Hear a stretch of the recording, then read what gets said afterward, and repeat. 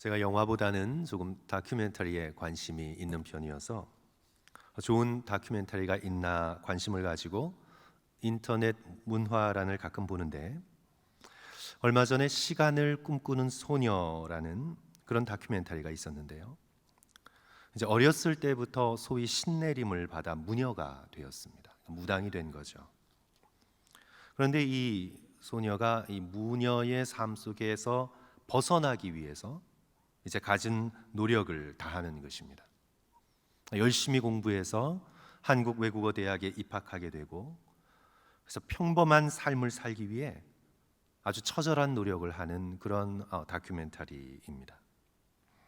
저는 거기서 이제 전체를 다 보진 못했고, 그 소개하는 것, 그 소위 티저라고 하는 것을 보았는데, 저는 거기서 이제 이 부분이 충격으로 좀 다가왔습니다. 그 무녀의 이름이 수진인데 이런 말을 하더라고요. 기독교인도 절박하면 다 찾아온다. 이런 말을 하더라고요. 기독교인도 절박하면 다 찾아온다. 과장이겠죠. 과장입니다.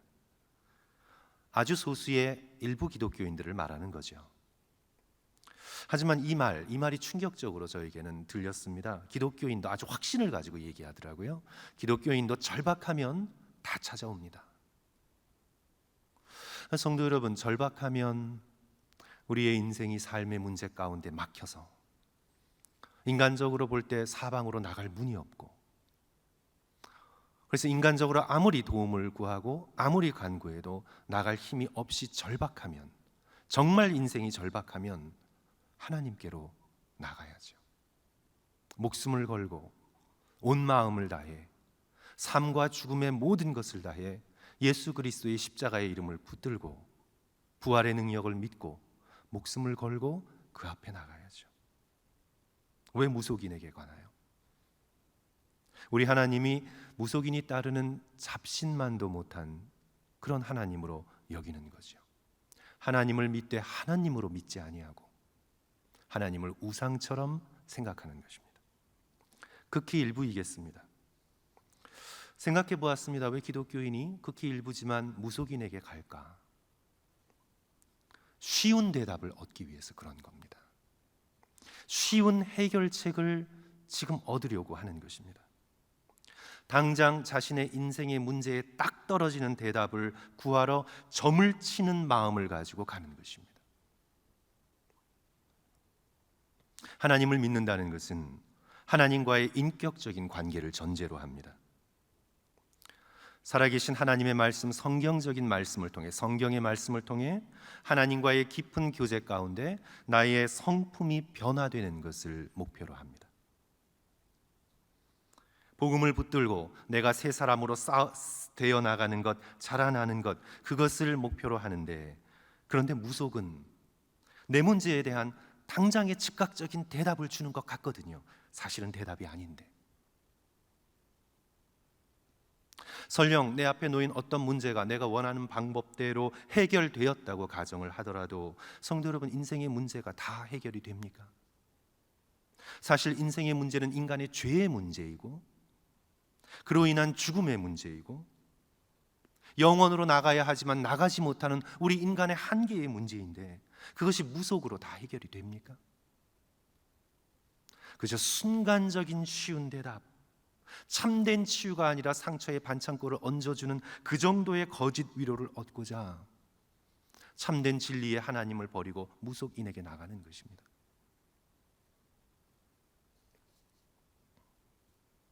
그런데 이제 더 큰 문제는 하나님을 믿는다고 하면서 하나님을 점치는 마음으로 믿는 것입니다. 이것이 참 큰 문제입니다. 이름만 하나님이지, 하나님이라는 이름만 가지고 있지, 사실은 하나님을 하나님으로 섬기지 아니하고 하나님을 우상처럼 섬기는 것입니다. 정한수를 떠놓고 비는 그런 심정으로 하나님을 섬기는 것입니다. 장소만 교회이지, 교회를 그 본질에 있어서는 무당집이나 점집 드나드는 것과 같이 다르지 않는 마음으로 다니는 사람들이 불행하게도 상당수 있는 것 같습니다. 사랑하는 성도 여러분, 오늘 우리는 이 사무엘상의 4장의 말씀을 대하면서 살아계신 하나님을 믿는 것과 거짓 우상을 의지하는 것의 차이를 우리는 확실히 알아야 합니다. 하나님을 믿는 것은 하나님을 내 인생의 중심에 놓는다는 믿음의 결단입니다. 하나님께서만이 진리요, 하나님께서만이 생명이요, 하나님께서만이 모든 만물의 창조주가 되시고 온 우주를 다스리시는 절대자가 되시며 살아계신 하나님이시기 때문에 하나님을 내 인생의 중심에 놓고 그 하나님과의 영적인 깊은 교제를 통해 내가 변화되고 내가 하나님 보시기에 귀한 사람이 되고 나의 몸에 마음에 영혼에 덕지덕지 붙어있는 죄를 예수 그리스도의 십자가의 보혈의 능력으로 떨쳐내고 그리하여 시간이 흐를수록 하나님과의 깊은 교제 가운데 내가 하나님의 자녀다운 그리스도를 본받는 믿음의 백성으로 변화되는 것, 그것이 우리가 하나님을 믿는 이유이고 이 세상의 다른 어떤 종교와 다른 근본적인 이유입니다. 그리하여 결국은 하나님께 영광을 돌리는 온전한 자녀의 모습으로 변화되어 나가는 것, 그것이 기독교 신앙의 핵심 중의 핵심이고 성경의 핵심 중의 핵심입니다. 그런데 우상은 나의 필요, 나의 욕망, 나의 편함이 중심이 되어 있습니다. 그리고 내 주변을 돌고 있는 하나님의 이름, 그리고 그 어떤 신이든 내 욕망, 내 편함, 내 필요를 위해 하나님의 이름을 빌려서 내 뜻을 성취하고 내가 원하는 환경대로 변화시키고 내 미래가 내가 바라는 모습으로 컨트롤되어지는 것, 그래서 그게 통하지 않으면, 그래서 나름 절박하면 무속인에게까지 나갈 수 있는 그런 거짓 신앙입니다. 이게 바로 오늘 사무엘상 4장에서 저와 여러분이 만나고 있는 타락한 이스라엘의 잘못된 종교의 행태입니다. 본문의 이스라엘의 문제는 바로 블레셋 민족이었습니다. 그들에게 현실적인 문제는 블레셋 족속이었습니다.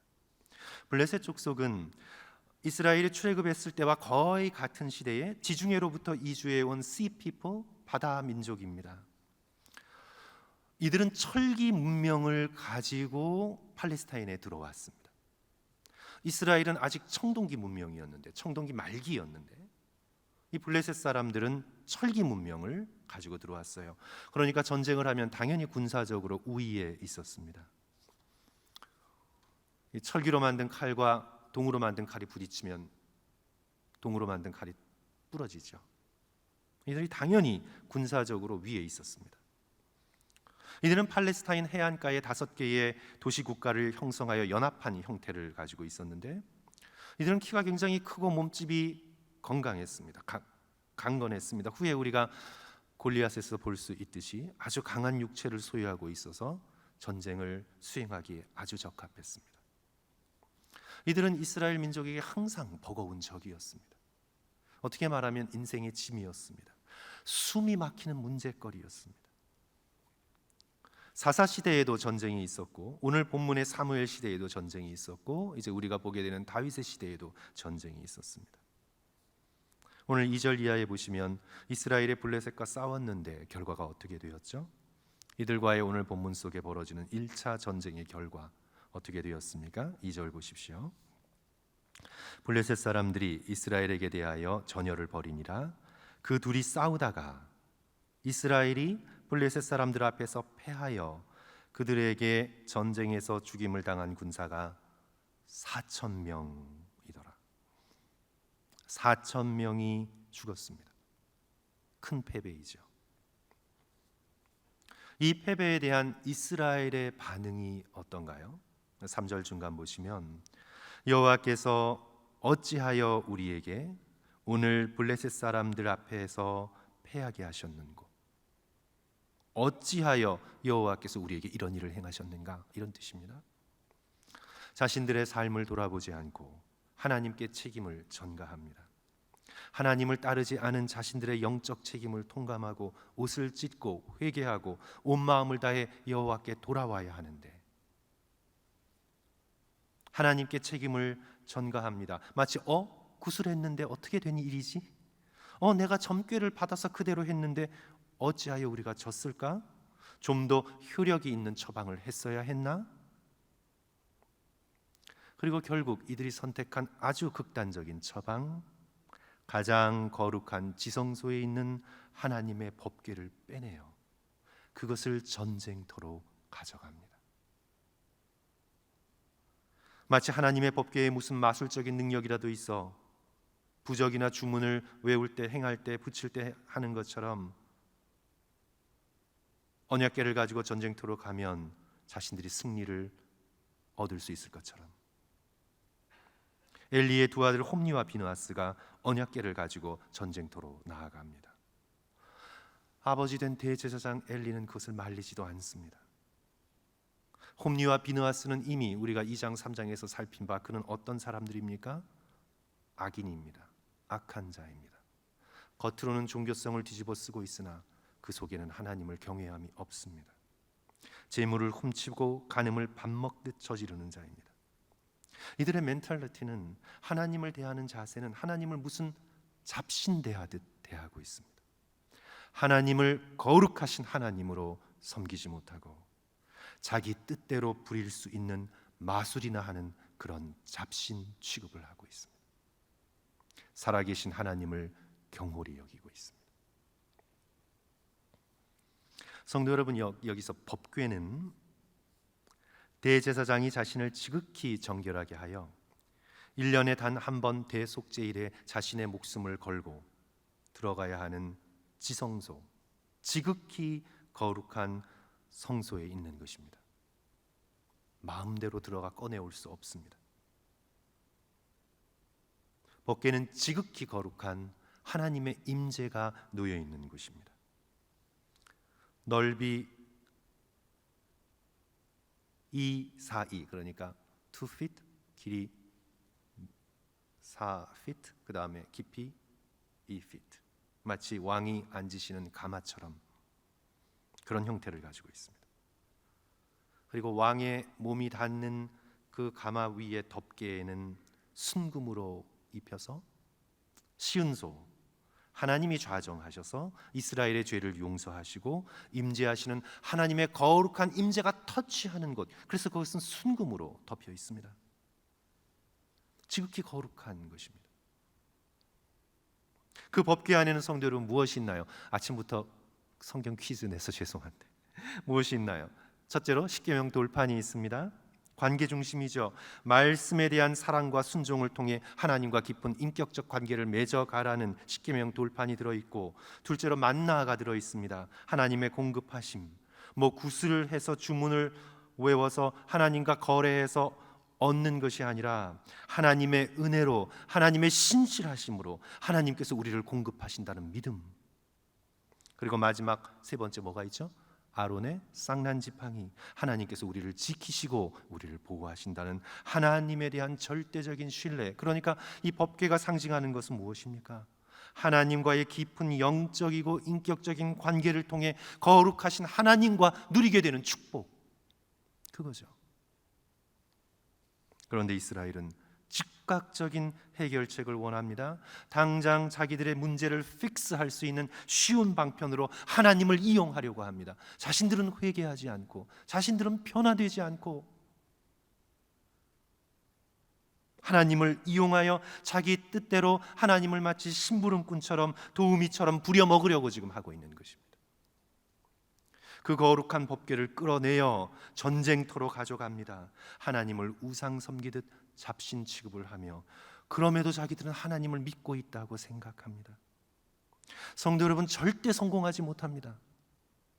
하나님을 하나님으로 섬기지 않는 믿음 절대 성공하지 못합니다. 오늘 본문 보면 아무리 소리를 높이고 자기 사기를 높여도 5절 보십시오. 여호와의 언약궤가 진영에 들어올 때에 온 이스라엘이 큰 소리로 외침에 땅이 울린지라. 아무리 인간이 아우성을 질러대도 하나님과의 살아있는 관계가 끊겨진 아우성은 소음에 불과합니다.